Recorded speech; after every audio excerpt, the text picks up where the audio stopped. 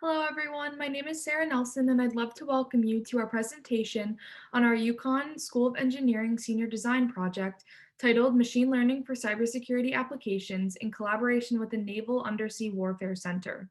We're a team of 5 UConn seniors, and this project was completed in our pursuits of degrees in computer science. The nature of our project was to apply machine learning techniques to the cybersecurity domain. In particular, our main goal was to create a machine learning model which could identify when a server is under attack or otherwise behaving abnormally. First, we set up a server that we could gather data from as well as initiate various attacks against. We attacked the server using both denial of service and SQL injection attacks. We then gathered server data during these attacks. Once we had all the necessary data, we created our machine learning model and trained it to understand how the server behaved normally versus how it behaved under attack.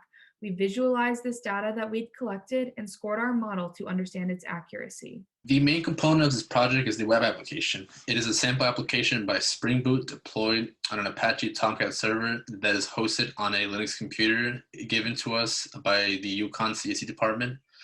It is an application that simulates a website that a pet clinic would use in order for their clients to save and upload their pet and contact information. It uses a basic database to save these owner profiles that allows users to perform searches for certain profiles. When creating the snapshot for this application, we attached a dependency called Java Melody that allowed for easy viewable access of the metrics that were a part of the web application. In order for us to save these metrics to files, we made a Python script that performed web scraping and saved these metrics to CSV files. It is important that these metrics simulated data of a real world server, so other background applications were ran on the Tomcat server in order for our data to seem more realistic.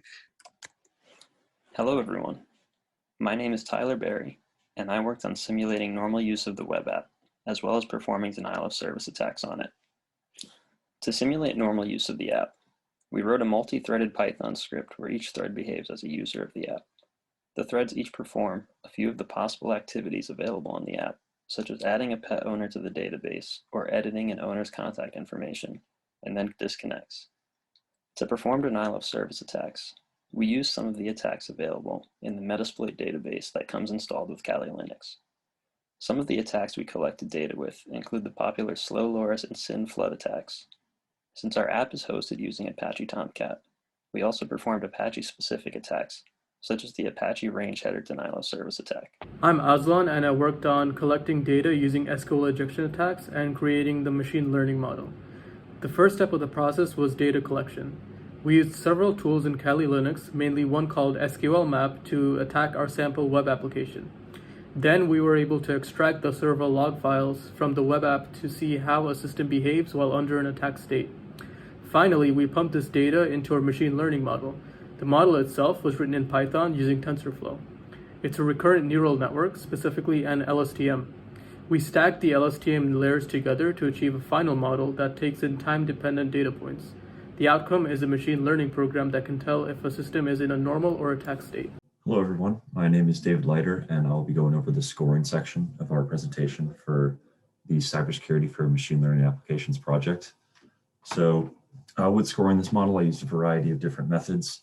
As you can see up here, I don't have too much time to go into depth on all of them, but I did accuracy, precision, recall, F1, ROC AUC, and a confusion matrix as well.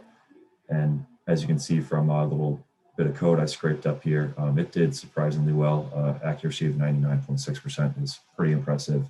ROC AUC of 99.9. I mean, this thing really knocked it out of the park. And again, you know, with the graphic at the bottom, what is normally a ROC curve is basically a 90-degree angle. So this thing really was able to figure out what was what when it came to classifying. Here's an example of how we visualized the data we collected from the server. We used a visualization algorithm called UMAP, which reduced the dimensionality of our data from many dimensions down to just 2 so that we could plot it. The data clustered closest together is most similar according to the algorithm.